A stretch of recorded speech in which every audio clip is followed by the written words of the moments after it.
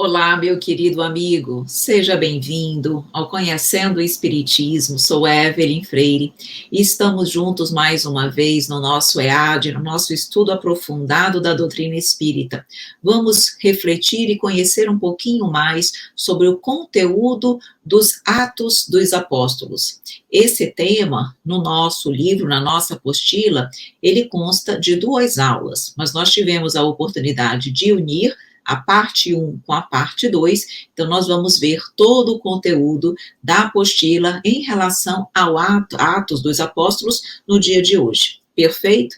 Eu conto mais uma vez com a sua companhia e você já sabe, eu sempre convido você não apenas para ver, para participar da nossa aula, mas eu convido você também para se inscrever no nosso canal, curtir, compartilhar e comentar os nossos vídeos. Meus queridos amigos, na aula de hoje, nós vamos então identificar os principais ensinamentos existentes em Atos dos Apóstolos e vamos também destacar a importância do fenômeno de Pentecostes relatado em Atos dos Apóstolos.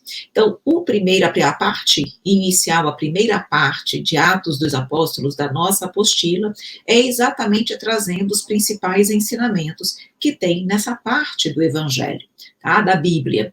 E a segunda parte de Atos dos Apóstolos é tratando sobre o fenômeno de Pentecostes. Então, nós vamos reunir, como nós falamos, reunimos todos os 2 conteúdos e vamos abordá-los na aula de hoje.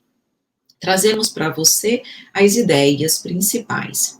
Então, Atos dos Apóstolos é um dos livros do Novo Testamento, escrito em grego pelo evangelista Lucas, o autor do 3º Evangelho. Este livro contém a história do cristianismo desde a ascensão de Jesus Cristo até a chegada de Paulo em Roma, segundo dizem, no ano 63, e consta de 28 capítulos. Então, nós já estudamos sobre o Evangelho de Lucas, quando estudamos os 4 evangelhos. Nós já sabemos que Lucas também escreveu Atos dos Apóstolos, e ele divide esses 28 capítulos desde a ascensão de Jesus, então ele não aborda novamente a vida de Jesus, como foi. Isso consta do seu evangelho. Já em Atos, é a partir da ascensão de Jesus até a chegada de Paulo de Tarso, em Roma, lá pelo ano de 63. O 3º Evangelho e o livro de Atos eram primitivamente as 2 partes de uma única obra, e posteriormente é que elas foram separadas em Evangelho de Lucas e realmente em Atos dos Apóstolos. Os 12 primeiros capítulos, lembrando que temos 28 em Atos dos Apóstolos, os 12 primeiros capítulos do livro dos Atos contam a vida da primeira comunidade reunida ao redor de Pedro, depois da ascensão, e os inícios de sua expansão, graças às iniciativas missionárias de Filipe e dos helenistas, e, enfim, do próprio Pedro. Lembremos, também já conversamos sobre isso, que após a ascensão de Jesus, Pedro fundou em Jerusalém a Casa do Caminho. E a partir daí, muitos auxílios foram dados, muitos viam ali na Casa do Caminho um ponto de apoio e de encontro também em relação ao cristianismo, certo? Então, é exatamente o que está querendo e falando aqui para nós. Para a segunda parte dos Atos, o autor, Lucas, teria usado os relatos da conversão de Paulo, de suas viagens missionárias e de sua viagem por mar para Roma como prisioneiro. Então, a segunda parte se refere mais a Paulo de Tarso, a sua conversão, as suas viagens, os seus ensinamentos. Segundo consta, Lucas teve a oportunidade de visitar Paulo quando ele esteve prisioneiro em Roma, e a partir desse encontro, Lucas teve a oportunidade, então, de relatar toda essa experiência de Paulo em Atos dos Apóstolos. Em relação a Pentecostes, que também consta em Atos dos Apóstolos, é uma palavra grega que significa 50º dia. Os judeus, depois que partiram do Egito, gastaram 49 dias até o Monte Sinai. E no 50º dia, Moisés recebeu o Decálogo. Em memória disto, instituiu-se a festa de Pentecostes, que no cristianismo tomou um novo sentido. Comemora a descida do Espírito Santo, ou seja, a recepção da mediunidade pelos apóstolos no 50º dia após a ressurreição de Jesus, e também o início das lutas pela divulgação do Evangelho. A lição colhida pelos discípulos de Jesus no Pentecostes ainda é símbolo vivo para todos os aprendizes do Evangelho diante da multidão.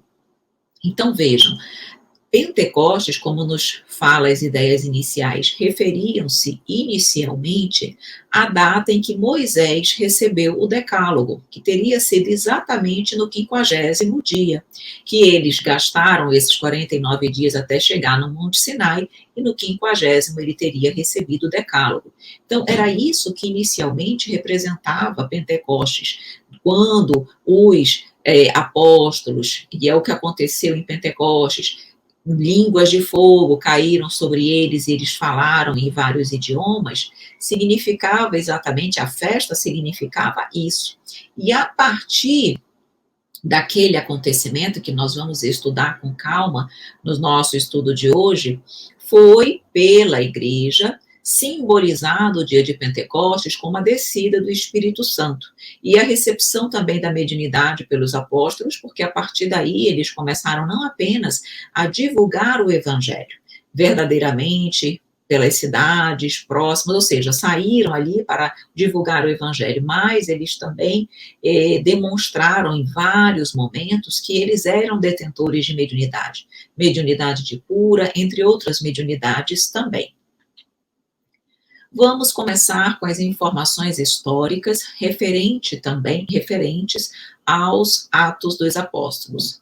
Então, se quisermos resumir o Atos dos Apóstolos, nele veríamos a história da fundação dos primeiros núcleos cristãos, das primeiras igrejas, até a morte de Herodes, o cumprimento de muitas promessas do Cristo, a prova da ressurreição e aparição do Divino Mestre, a difusão do Espírito no cenáculo de Jerusalém, Pentecostes, o desinteresse e a caridade dos primeiros apóstolos, enfim, o que sucedeu a estes até a sua dispersão para pregarem o Evangelho em todos os lugares ao seu alcance.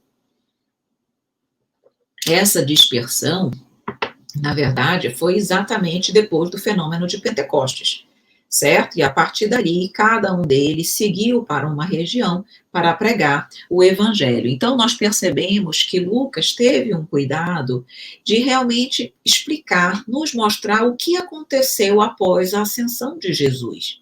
Ou seja, a questão do nascimento, da fundação das primeiras igrejas, também as dificuldades, as promessas do Cristo, o desinteresse e a caridade dos primeiros apóstolos, mostrando a sua dedicação, o seu empenho.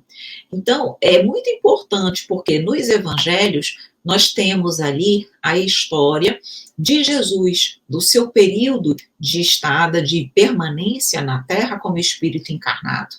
E em Atos dos Apóstolos nós temos o posterior, o após a ascensão de Jesus, ou seja, após a sua ressurreição e o seu retorno à pátria espiritual. Então, nós percebemos aí que são dois momentos extremamente importantes da história do cristianismo, e nós temos à disposição nos evangelhos na Bíblia, no Novo Testamento. O terceiro evangelho e o livro de Atos eram primitivamente as duas partes de uma só obra, a qual daríamos hoje o nome de História das Origens Cristãs. Logo, o segundo livro ficou conhecido com o título de Atos dos Apóstolos ou Atos dos Apóstolos. Então, o evangelho, o terceiro evangelho e Atos seriam um livro só, e era a História das Origens Cristãs, mas depois ele foi dividido, e o segundo, que é o que nós estamos estudando hoje, recebeu a denominação de Atos dos Apóstolos. A relação original desses dois livros do Novo Testamento é indicada por seus prólogos e por seu parentesco literário. A língua é outro laço que liga estreitamente os dois livros, um ao outro. Não somente suas características, o vocabulário, a gramática e o estilo se reencontram ao longo dos atos, estabelecendo a unidade literária dessa obra. Quando nós estivemos estudando sobre as epístolas e sobre os evangelhos, nós percebemos sempre que o vocabulário utilizado, o estilo, a gramática, isso é um indicativo da sua autoria. Claro que cada pessoa tem uma forma peculiar de escrever e de expor o seu pensamento. E quando nós lemos um texto com as características daquele autor, nós logo identificamos se realmente o conhecemos. Se lemos aquilo que aquele autor escreve, nós sabemos identificar, aquela leitura tem o estilo de fulano, tem o estilo de ciclano. E é exatamente o que nós podemos perceber em Atos e no terceiro evangelho. Há essas características comuns, exatamente dando ali, portanto, uma orientação e um indicativo de ter realmente sido Lucas quem o escreveu. Atos dos Apóstolos tem um único destinatário, explicitamente nomeado, é Teófilo, a quem o Evangelho de Lucas também foi dedicado. Não sabemos praticamente nada sobre ele. Sua designação, excelentíssimo, pode assinalá-lo como um membro da ordem equestre, a segunda ordem mais elevada na sociedade romana, ou ser simplesmente um título de cortesia. Seria possível vê-lo como um representante da classe média de Roma, a quem Lucas desejava apresentar uma exposição confiável da ascensão e do progresso do cristianismo. Então, nós não sabemos exatamente quem era Teófilo. Pelo termo excelentíssimo, supõe-se que fosse realmente um membro da ordem, de uma ordem mais elevada da sociedade romana, mas também não temos como afirmar isso com segurança. Como diz aqui a nossa apostila, pode ser que isso decorresse apenas de um cuidado, de um carinho, como ele coloca aqui, pode ser simplesmente um título de cortesia, sem que isso significasse realmente que havia por parte de Teófilo uma representatividade maior entre a classe média de Roma, embora se suponha isso. Fato é que se Lucas trouxe ali uma exposição confiável, que nós sabemos que é da ascensão até o progresso do cristianismo, é porque ele queria dar informações a Teófilo, e provavelmente Teófilo tinha também ascensão junto a outras comunidades cristãs, desse processo, senão ele não teria destinado a essa pessoa tanto o Evangelho quanto Atos dos Apóstolos. Desde o ano 175, há um consenso das igrejas em aceitar Lucas como o autor dos Atos dos Apóstolos. Segundo seus escritos, o autor deve ser cristão da geração apostólica, judeu bem helenizado, ou melhor, grego de boa educação, conhecendo a fundo as realidades judaicas e a Bíblia grega, Septuaginta. Lucas é de origem pagã, de Antioquia, na Síria, segundo uma antiga tradição. Médico, o que lhe implica uma certa cultura. O livro termina com o cativeiro romano de Paulo, provavelmente entre 61 e 62 depois de Cristo. Em todo caso, sua composição deve ser posterior à do terceiro evangelho, antes de 70 ou 80 provavelmente, mas nada impõe uma data posterior a 70. Então vejam que aqui nós temos algumas informações um pouquinho sobre a característica de Lucas. Nós tivemos a oportunidade de estudar um pouquinho sobre a personalidade de Lucas quando estudamos também o seu evangelho. Então, nós sabemos que ele era médico, que ele tinha uma certa cultura, inclusive os seus escritos traziam uma forma, um linguajar mais, não digo rebuscado, mas era um linguajar menos coloquial. Era algo realmente um pouco mais condizente com o seu conhecimento, com o seu conhecimento mesmo, com o seu preparo, que ele era uma pessoa já mais intelectualizada. Então, isso fica demonstrado tanto no seu evangelho quanto em Atos dos Apóstolos. E no ano 175, como coloca aqui, houve esse consenso entre as igrejas, no sentido de que ele realmente é o autor. Então, não se questionou, pode até ter se questionado até essa data, mas depois houve esse consenso, e esse consenso continua até hoje. Há indicações de que Lucas, ao escrever Atos dos Apóstolos, estaria movido por um objetivo. Teria procurado conciliar as críticas e tendências adversárias ao cristianismo, surgidas em decorrência da pregação de Pedro e de Paulo. Vejam, nós sabemos que o cristianismo enfrentou muitas perseguições, muitas críticas, houve muitos adversários, tanto é que foram perseguidos. E, a partir da pregação de Pedro e de Paulo, de qualquer maneira, isso acabou crescendo. Paulo, muito brilhante nas suas colocações, viajou por várias terras, mas nós já estudamos também, vimos quanta dificuldade ele enfrentou nos lugares que ele ia. Então, ele ia ali meio que ganhando adversários. E Pedro também pregava, Pedro também dedicou-se a isso, e ele também enfrentou a mesma dificuldade. Então, essas críticas, essas condutas adversas que existiram, elas precisavam, de uma certa maneira, serem dosadas, equilibradas, amenizadas na medida do possível.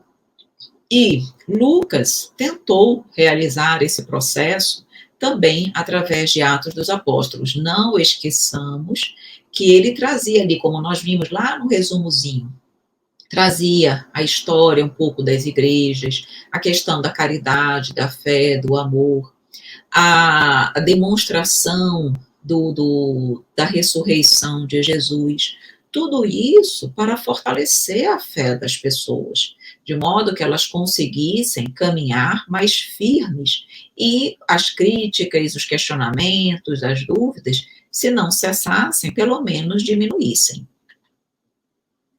Percebem-se facilmente algumas correntes principais nas tradições recolhidas por Lucas. Os 12 primeiros capítulos do livro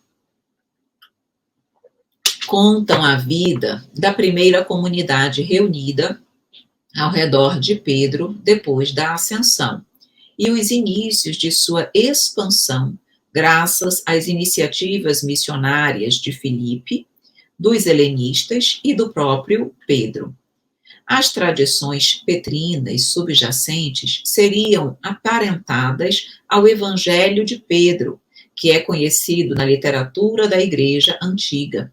Para a segunda parte dos Atos, o autor teria usado os relatos da conversão de Paulo, de suas viagens missionárias e de sua viagem por mar para Roma como prisioneiro. Então, nós percebemos aí uma diferenciação dos temas trazidos em Atos dos Apóstolos por Lucas. Então, enquanto a segunda parte trata essencialmente do apóstolo Paulo, da sua conversão, das suas viagens, das suas prisões, os primeiros capítulos falam exatamente da questão das comunidades cristãs, da ascensão, como nós vemos aí no nosso slide. Então, embora esteja tudo em Atos, há uma diferenciação da temática apresentada por Lucas.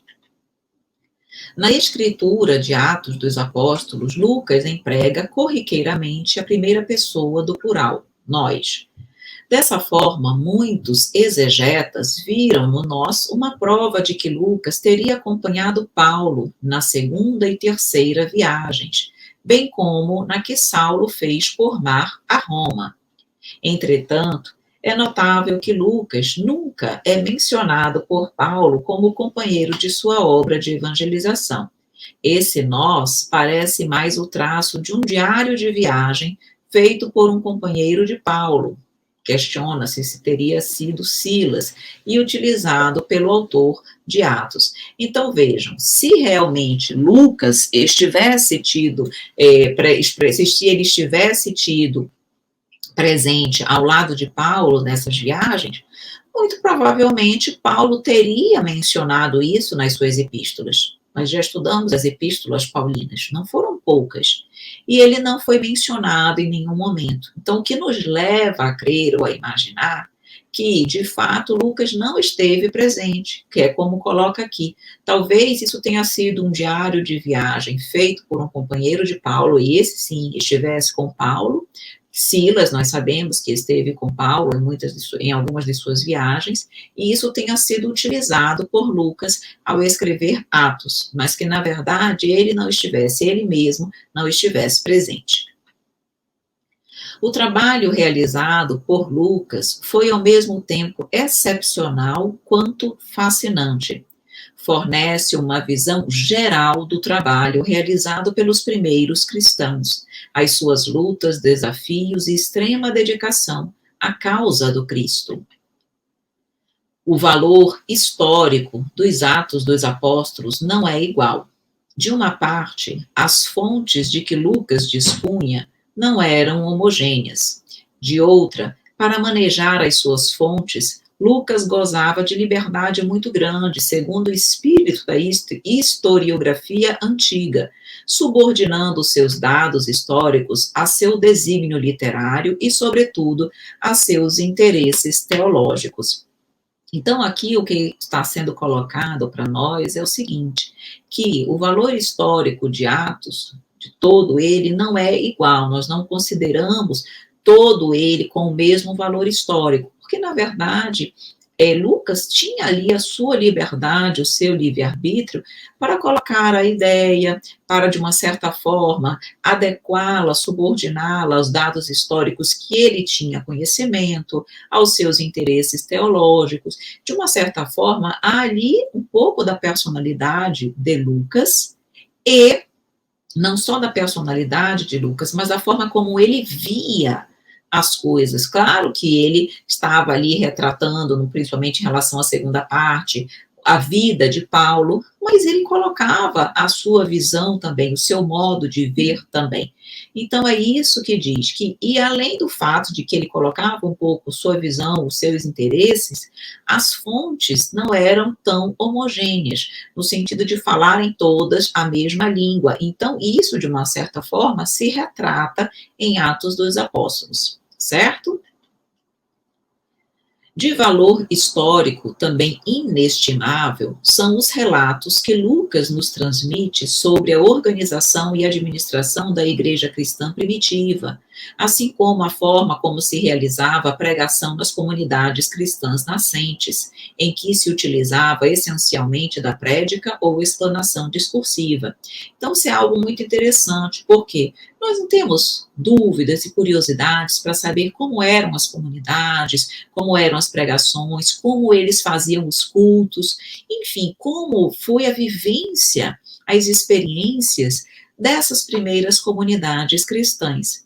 E essas informações Lucas nos traz em Atos dos Apóstolos. Então, isso é muito interessante. Por quê? Porque é uma informação que nós realmente, se não tivesse sido ele, nós não teríamos tido a oportunidade de ter, e com certeza nos serve sempre de estímulo, de aprendizado, para até mesmo de comparação, de como nós somos hoje, de como é hoje a vivência das igrejas cristãs comparadas com a do passado. Atos dos Apóstolos demonstram com clareza como se realizou a propagação das ideias cristãs. Com certeza, porque falou exatamente a partir da ascensão de Jesus até, como que ele coloca, até o deslocamento, a diáspora dos apóstolos quando eles foram pregar o evangelho. Então, ali nós tivemos a oportunidade, com as conversas e as informações de Paulo, das viagens missionárias e de muitas igrejas que ele fundou, é exatamente o que nós temos aqui sobre a pregação das ideias cristãs, porque fala não só de Paulo, fala também das outras comunidades que foram criadas e incentivadas pelos demais apóstolos. Então, nós temos ali realmente a oportunidade de ver como foi a propagação das ideias cristãs após a ascensão de Jesus, o retorno de Jesus à pátria espiritual. A pregação dos apóstolos representava as testemunhas confiáveis dos ensinamentos do Cristo, a despeito das imperfeições que ainda possuíam. Eles foram testemunhas oculares do que aconteceu com Jesus. Então, quando eles falavam com conhecimento de causa, porque eles vivenciaram aquela vida, aqueles 3 anos ao lado do Mestre. Então, realmente era muito tocante, era muito emocionante ter a oportunidade de ouvir os apóstolos, as suas pregações. Formação e desenvolvimento da Igreja de Jerusalém. Os integrantes da Igreja de Jerusalém reuniram-se primeiro ao redor de Pedro e posteriormente de Tiago Maior, mas permaneceram fiéis à tradição judaica. Esse fato dificultou a adesão dos gentílicos, provocando muitas discussões, sobretudo entre os judeus helenistas, que eram judeus convertidos ao cristianismo e que não aceitavam a lei judaica. Vejam, os judeus, mesmo convertidos ao cristianismo, alguns não conseguiam apartar-se ainda da tradição judaica. E mesmo sendo cristãos, eles queriam manter algumas tradições do judaísmo. E nós sabemos que o cristianismo realmente verdadeiro, ele é simples, ele não tem as práticas exteriores que as outras religiões tinham. Então, os apóstolos tiveram uma dificuldade muito grande no sentido de manter a pureza do cristianismo. E isso foi um motivo de discussões, de conflitos entre os judeus, ou entre os cristãos que foram convertidos do judaísmo e os cristãos, que nós chamamos ali gentílicos. Por quê? Porque eram judeus que foram convertidos ao cristianismo, mas não aceitavam a lei judaica.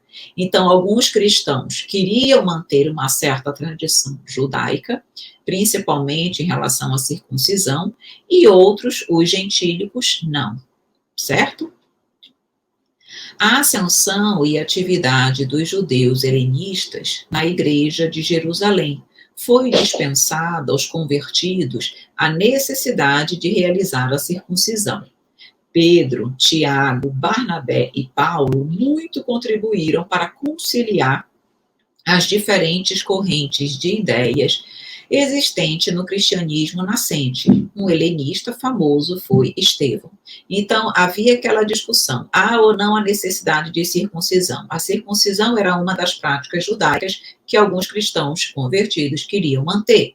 Outros, os helenistas, que eles já, os gentílicos, eles não queriam, porque eles não seguiam as orientações do judaísmo. E, em função disso, no fim das contas, realmente se decidiu que ia ficar a critério de cada um. Quem desejasse realizar a circuncisão, poderia realizar. Quem não quisesse, também não estaria obrigado. De uma certa forma, ali a conciliar aquelas questões, aqueles conflitos que existiam à época. A pregação apostólica procura, junto aos judeus, mostrar que Jesus é o Messias esperado, exortando-os a não resistirem ao recebimento desta graça, aceitar o Cristo como enviado de Deus. Doutrina alguma alcançara no mundo semelhante posição, em face da preferência das massas. É que o Divino Mestre selara com exemplos as palavras de suas lições imorredoras. Os povos antigos eram submetidos a contínuas privações, morais e materiais, sobretudo a maioria deles que era escrava. Dessa forma, a mensagem cristã surgia como um alento, um raio de esperança. Em virtude dos seus postulados sublimes de fraternidade, a lição do Cristo representava o asilo de todos os desesperados e de todos os tristes. E nós sentimos isso ainda nos dias atuais. Que bom que ainda hoje nós percebemos na lição do Evangelho, na mensagem do Evangelho, exatamente isso, esse alento, um raio de esperança para as nossas dificuldades, para as nossas dores, por mais difíceis que possam ser os enfrentamentos. Quando nós ouvimos a palavra consoladora do Cristo, o seu amor, a sua dedicação a todos nós, isso serena o nosso coração, isso alivia a nossa alma e certamente nos dá aí um novo ânimo para seguirmos caminhando. E por isso que essa foi uma doutrina que alcançou e chegou realmente ao coração da humanidade. Quando nós vemos aqui que doutrina alguma alcançara no mundo semelhante posição, é por quê? Porque Jesus veio para as massas, para aqueles que sofriam, para aqueles que estavam em lágrimas, os deserdados, os famintos, os pobres. Ele veio para quem sofre. E quem não sofre na terra? Todos nós estamos aqui passando por situações delicadas, um pouco mais, um pouco menos, mas todos nós precisamos dessa mão acolhedora e consoladora que é o cristianismo. Fazia parte das atividades doutrinárias da Igreja Cristã Primitiva o culto de ação de graças. Esse culto caracterizava-se das pregações dos apóstolos, seguida de comunhão fraterna, pela prece e pela partilha do pão e dos bens. Envolvidos pelo espírito de caridade, abnegação e fraternidade que a mensagem cristã lhes transmitia, os primeiros cristãos procuravam conviver de forma solidária, tudo possuíam em comum e eram queridos de todo o povo. E é a nossa grande também, nosso grande desafio, nossa grande dificuldade ainda é fazer isso. Nós sabemos que precisamos viver como irmãos, que somos todos irmãos uns dos outros, mas ainda temos essa dificuldade realmente de convivermos verdadeiramente de forma solidária com os nossos irmãos, de dividirmos com ele o que temos, no sentido de que ninguém precisa ter muito. O importante é que ninguém passe necessidade, que todos possam ter o necessário para viver, para uma vida mais humana, para uma vida mais fraterna. Então, nós percebemos que, naquela época, eles procuravam viver assim. E quando nós temos a oportunidade de ver alguns filmes daquela época retratados, nós percebemos que, de fato, eles se ajudavam mutuamente. Uma pessoa, ele não era querido só de uma família, era de toda aquela comunidade. Hoje nós vivemos muito isolados, como ilhas, mas no passado eles viviam realmente mais unidos e mais próximos. Que nós tentemos, claro, resgatar um pouquinho dessa vida, desse convívio fraterno e feliz.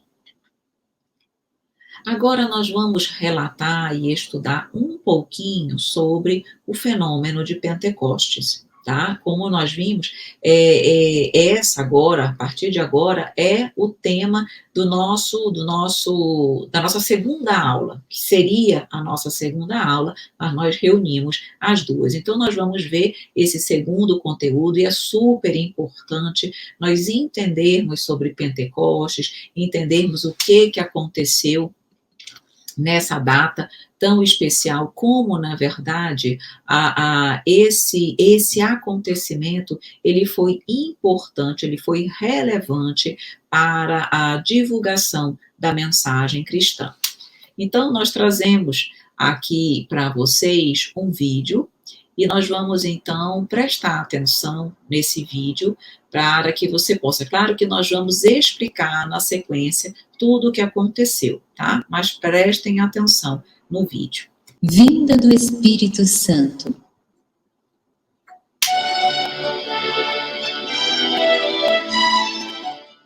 Na véspera daquele grande dia, os amigos do Senhor caminhavam pelas ruas de Jerusalém.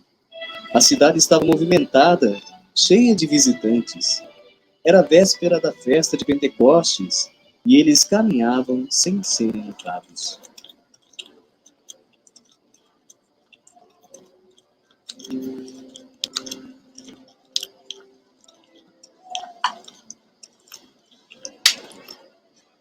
Amanhã será Pentecostes. Parece que foi ontem que ele ressuscitou. Pedro, por que ele pediu para ficarmos em Jerusalém até a festa de Pentecostes? O que é que vai acontecer? Para que se cumpra a promessa. Quando ele vai nos batizar no Espírito Santo. Vocês conhecem? Não sabemos de nada. Meu Deus, que homem mais estranho. Só queria saber onde fica a hospedaria. Pedro, por que tanta pressa? Precisamos andar mais depressa. Não é seguro falar dessas coisas em público. Tá com medo, Pedro? Medo eu? Estou apenas sendo cuidadoso. Ou vocês querem que façam conosco o mesmo que fizeram com ele? Vamos. Já estamos atrasados.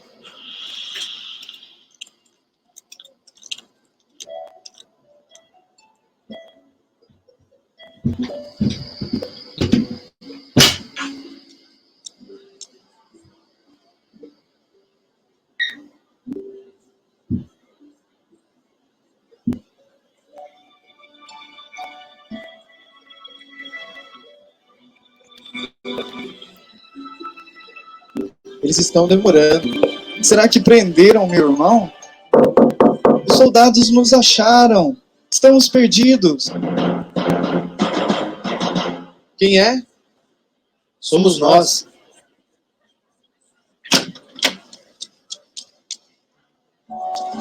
Vamos orar e vigiar, pois amanhã será Pentecostes.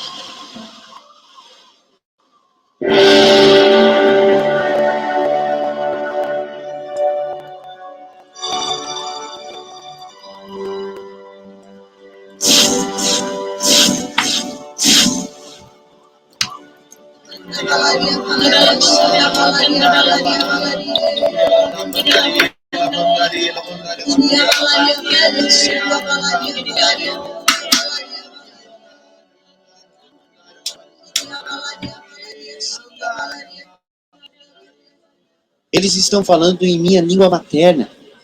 O que está acontecendo? Estão bêbados a esta hora da manhã?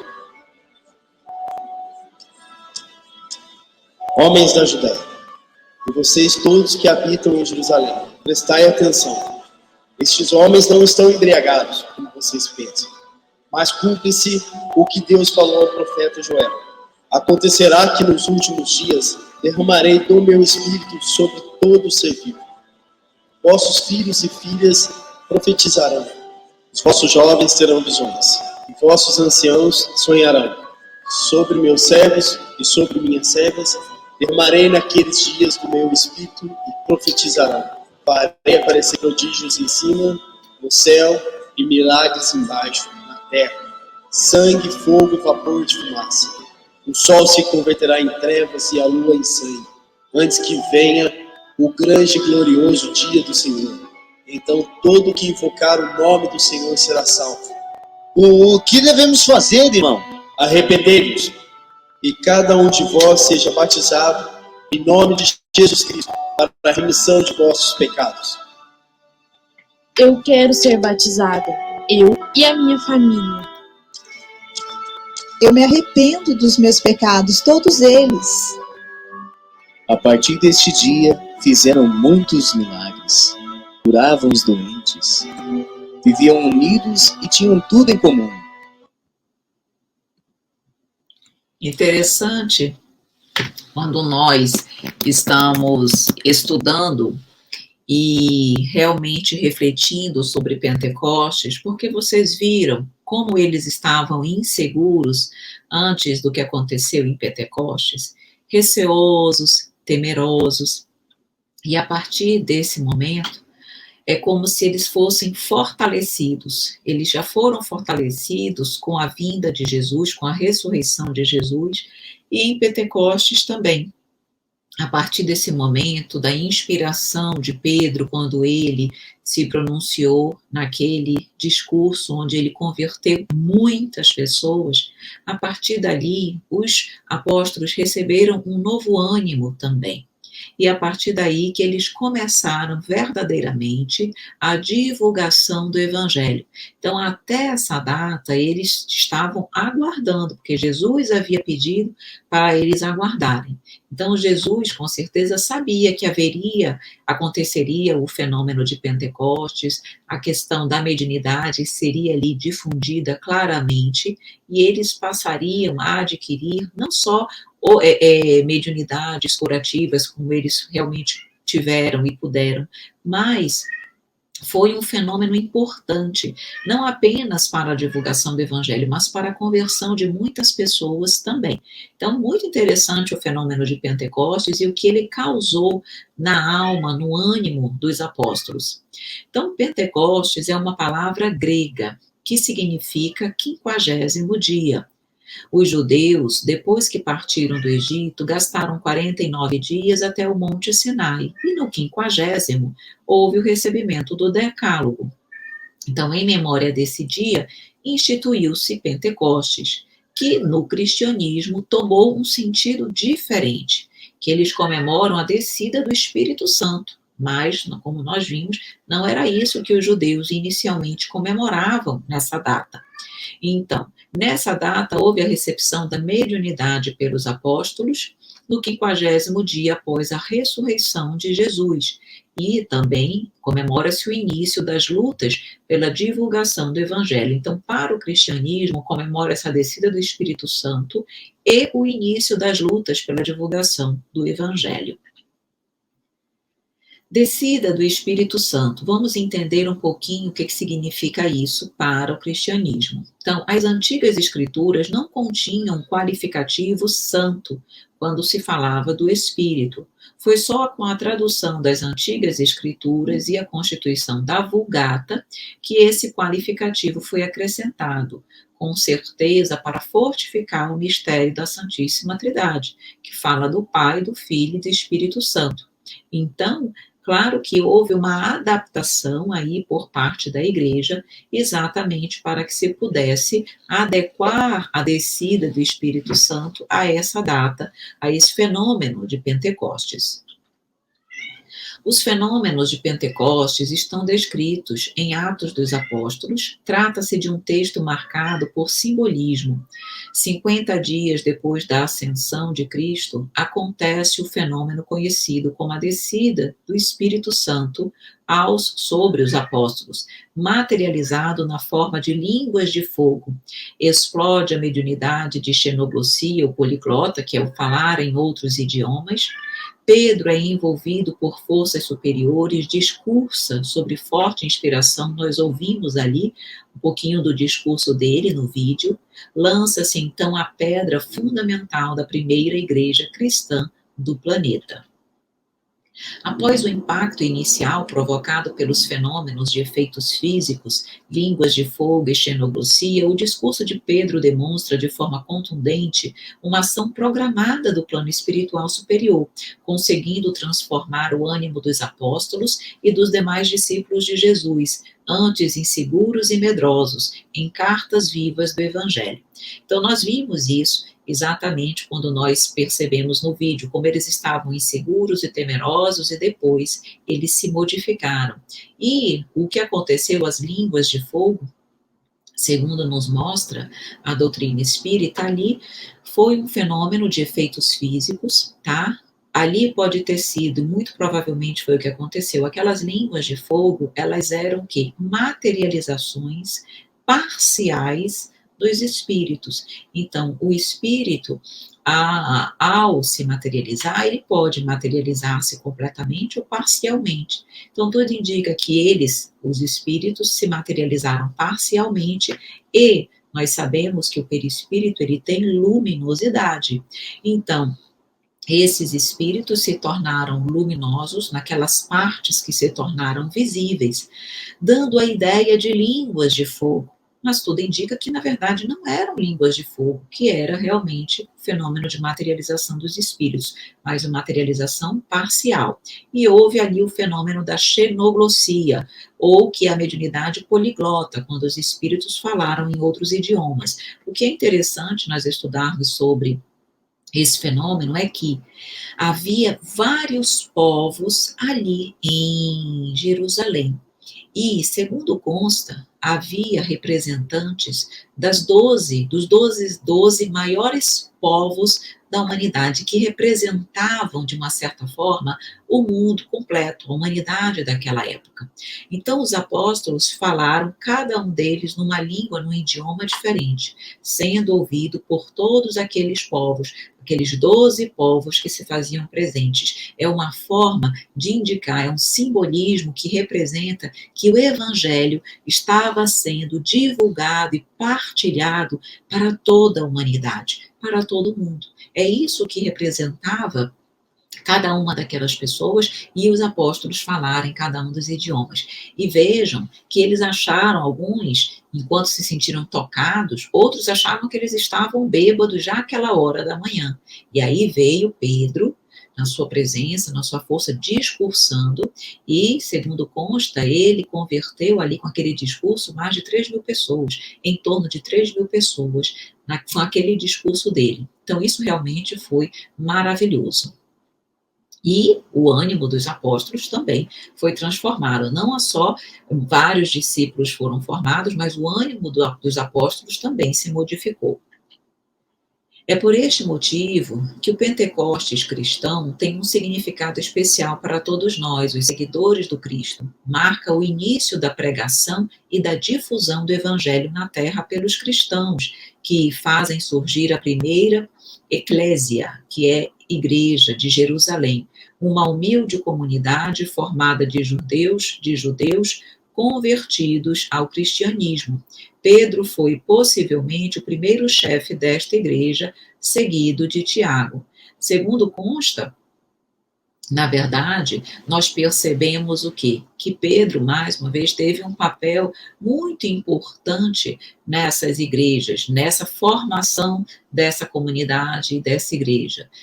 Pedro teve um papel relevante, muito relevante, depois também do retorno de Jesus à pátria espiritual, com a formação da Casa do Caminho e com o trabalho dele também de auxílio, de orientação, as palavras dele, toda a história dele foi utilizada por Lucas, foi utilizada por Marcos, para também confeccionarem o seu evangelho. E não esqueçamos, como nós estudamos, Pedro também deixou as suas epístolas. Então, Pedro teve realmente um papel muito relevante durante toda a pregação, toda a construção do cristianismo. As palavras textuais dos Atos dos Apóstolos sobre o Pentecostes são as seguintes: cumprindo-se o dia de Pentecostes, estavam todos reunidos no mesmo lugar, e de repente veio do céu um som, como de um vento veemente e impetuoso, e encheu toda a casa em que estavam assentados. E foram vistas por eles línguas repartidas, como que de fogo, as quais pousaram sobre cada um deles. E todos foram cheios do Espírito Santo e começaram a falar em outras línguas, conforme o Espírito Santo lhes concedia que falassem. E em Jerusalém estavam habitando judeus, varões religiosos de todas as nações que estão debaixo do céu. Vejam aí. E correndo aquela voz, ajuntou-se uma multidão, e estava confusa, porque cada um os ouvia falar na sua própria língua. E todos pasmavam e se maravilhavam, dizendo uns aos outros: pois que não são galileus todos esses homens que estão falando? Como, pois, os ouvimos cada um na nossa própria língua em que somos nascidos? Pardos e medos, elamitas e os que habitam na Mesopotâmia, e Judéia, e Capadócia, e Ponto, e Ásia, e Frígia, e Panfilha, Egito e partes da Líbia, junto a Cirene, e forasteiros romanos, tanto judeus como prosélitos, e cretenses, e árabes, todos os temos ouvido em nossas próprias línguas falar das grandezas de Deus. E todos se maravilham e estavam suspensos, dizendo uns para os outros: que quer isto dizer? E outros, zombando, diziam: estão cheios de mosto. Vejam que interessante, realmente. Mais uma vez aí, mostrando que as pessoas que ali estavam presentes representavam todas as nações, mostrando a divulgação do evangelho para todo o mundo.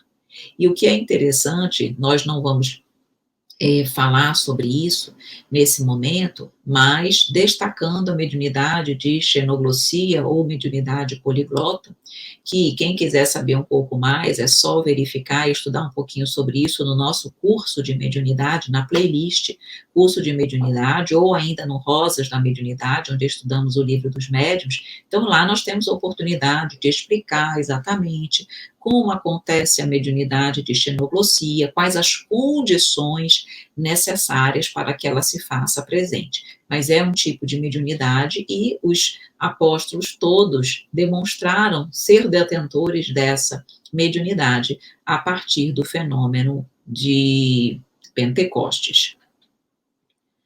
Ouvindo tais comentários, o apóstolo Pedro tomou a palavra e falou eloquente, dominado por inspiração superior. Varões, judeus e todos os que habitais em Jerusalém, seja-vos isto notório e escutai as minhas palavras. Estes homens não estão embriagados, como vós pensais, sendo esta a 3ª hora do dia. Mas isto é o que foi dito pelo profeta Joel. E nos últimos dias acontecerá, diz Deus, que do meu espírito derramarei sobre toda a carne, e os vossos filhos e as vossas filhas profetizarão. Os vossos jovens terão visões e os vossos velhos sonharão sonhos. E também do meu espírito derramarei sobre os meus servos e minhas servas naqueles dias, e profetizarão. E farei aparecer prodígios em cima no céu e sinais embaixo na terra, sangue, fogo e vapor de fumaça. E acontecerá que todo aquele que invocar o nome do Senhor será salvo. A Jesus Nazareno, tomando-o vós, o crucificastes e matastes pelas mãos de injustos, ao qual Deus ressuscitou, soltas as ânsias da morte, pois não era possível que fosse retido por ela. Então, meus queridos amigos, aqui mais uma vez nós percebemos então as palavras fortes e eloquentes de Pedro naquele discurso, quando ele diz realmente que eles não estavam embriagados, mas eles estavam ali naquele momento, estava se cumprindo aquilo que o profeta Joel havia dito. E nós, quando estamos estudando essa passagem, que diz realmente, derramarei meu espírito sobre toda a carne, vossos filhos e vossas filhas profetizarão, nós estamos falando do quê? Da vulgarização da mediunidade, que chegaria o tempo em que a mediunidade ela não seria tão restrita a algumas pessoas, mas muitas pessoas teriam mediunidade ostensiva, teriam a possibilidade de se comunicarem e de transmitirem as informações do plano espiritual de uma forma mais comum, mais ostensiva. Tanto é que nós estamos hoje vivenciando isso. A partir da chegada da doutrina espírita, a mediunidade se vulgarizou. E essa vulgarização no sentido de que mais pessoas passaram a exercer mediunidade, a deterem essa faculdade. Tanto é que hoje é difícil alguém não conhecer um médium. Então, nós percebemos que realmente as promessas do Cristo se cumpriram. Deus ressuscitou a este, do que todos nós somos testemunhas, de sorte que, exaltado pela destra de Deus e tendo recebido do Pai a promessa do Espírito Santo, derramou isto que vós agora vedes e ouvis. Saiba, pois, com certeza, toda a casa de Israel, que a esse Jesus, a quem vós crucificastes, Deus o fez Senhor e Cristo. Então, eles estavam ali, ele estava exatamente mostrando que tudo aquilo que eles ouviam e que viam era ali o derramamento do Espírito Santo, da vontade, da força do Criador sobre toda a humanidade. Então vejam realmente o impacto das palavras de Pedro. Por isso conseguiu converter tanta gente, porque ele estava ali realmente inspirado para dizer tudo aquilo. Ouvindo eles isto, compungiram-se em seu coração e perguntaram a Pedro e aos demais apóstolos: que faremos, varões irmãos? E disse-lhes Pedro: arrependei-vos, e cada um de vós seja batizado em nome de Jesus Cristo para perdão dos pecados, e recebereis o dom do Espírito Santo. Lembrando que esse batizado em nome de Jesus Cristo é verdadeiramente o sentido da reformulação íntima, da reforma pessoal, da transformação de pensamentos, de condutas, para que a partir dali eles verdadeiramente se convertessem ao cristianismo, mas não só de palavras, mas essencialmente de comportamento e de ações, buscando que o evangelho, a doutrina, pudesse fazer-se presente no coração de todos eles. Os pontos luminosos que a multidão percebeu sobre a cabeça de cada apóstolo nos revelam o conhecido fenômeno mediúnico de efeitos físicos. Na verdade, tais pontos nada mais eram do que espíritos que não se mostraram visíveis de todo, mas apenas o suficiente para serem percebidos. E como brilhasse a parte que os discípulos puderam ver, interpretaram-na como línguas de fogo. A mediunidade poliglota ou de xenoglossia permitiu que os representantes estrangeiros entendessem na sua própria língua as maravilhas de Deus. Estamos aqui diante de duas classes de pessoas: os que o estudam para compreendê-lo e aos que, sem nunca tê-lo estudado ou mesmo lido algo sério a respeito, escarnecem dele. Então, vejam, aqui vem a explicação em relação aos pontos luminosos, mostra a questão da mediunidade poliglota, que permitiu que os estrangeiros entendessem, e nós percebemos que, diante desse fato, tem aqueles que procuram estudar, que procuram entender, que procuram realmente avaliar o que aconteceu, não saem simplesmente negando, criticando ou questionando. E há aqueles que não estudam, não querem entender e simplesmente escarnecem do fato como se ele nunca tivesse acontecido. Nós percebemos aí que Kardec estava dentro desse primeiro grupo, porque ele nunca simplesmente refutava, mas ele analisava, com ponderação, com equilíbrio, ele estudava e tirava, a partir da observação, as suas conclusões. E é como nós devemos fazer também. Não sair rechaçando tudo, mas analisemos, percebamos se há alguma lógica naquilo ali, antes de acolher ou rechaçar. O discurso de Pedro foi, portanto, de grande significância naquele momento. Inspirado, a venerável figura do apóstolo se ergue, exalta o nome de Jesus e explica o que estava efetivamente acontecendo. A preleção evangélica de Pedro, majestosa e bela, assinala o marco da difusão do evangelho após a partida do mestre. No seu discurso, fala da importância da mediunidade, que caracteriza o nascimento de um novo ciclo na evolução espiritual humana. Então, foi exatamente o que nós falamos, a vulgarização da mediunidade, e nós estamos nesse momento. Que bom nós termos a oportunidade de conhecer o Evangelho, de realmente entender tudo o que acontece e por que acontece. Porque não é simplesmente a vulgarização da mediunidade, é a chegada de uma nova era, de um novo momento de mudança, de transformação. Não há dúvidas. que a mediunidade nos ajuda nesse processo de reforma, porque nós temos a oportunidade de nos conectarmos com a espiritualidade, de entendermos os porquês, ver a doutrina espírita aí e nos ensinar tanta coisa. Então, isso não é maravilhoso? Com certeza, naquela época, nem todos entendiam. Hoje, nós estamos aqui estudando e tendo a compreensão de tudo o que aconteceu. Isso é sensacional, maravilhoso. Bom, a humanidade terrestre não mais seria a mesma a partir daquele momento, pois o trabalho dos apóstolos e dos discípulos de Jesus iniciaria poderoso movimento revolucionário no planeta. E nós vamos aqui, finalizando, trazendo a observação, algumas elucidações de Emmanuel no livro Vinha de Luz, exatamente sobre o fenômeno de Pentecostes. Ele nos diz assim: aquele som como de um vento veemente e impetuoso, e aquelas línguas de fogo a que se refere a descrição apostólica, descem até hoje sobre os continuadores do Cristo, entre os filhos de todas as nações. Realmente, são inumeráveis aqueles que, consciente ou inconscientemente, recebem os benefícios da celeste revelação. Entretanto, não são poucos os zombadores de todos os tempos, dispostos à irreverência e à ironia diante da verdade. Vejam aí a nossa responsabilidade. Emmanuel nos mostra que o que aconteceu em Pentecostes está ainda hoje acontecendo. Estamos sendo chamados como continuadores do Cristo para levar o seu evangelho. Só que nós hoje temos esse conhecimento, temos essa revelação espírita que é maravilhosa, temos a consciência do nosso dever e da nossa responsabilidade como cristãos que somos.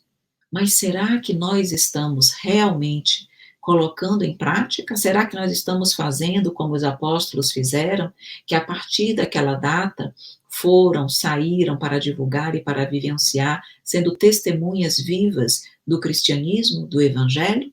Nós também somos chamados. Temos muito conhecimento, mas nos falta vivência. Mas que nós, pelo menos, não sejamos como aqueles que zombaram, aqueles que não acreditavam, que simplesmente sequer se deram ao trabalho de estudar.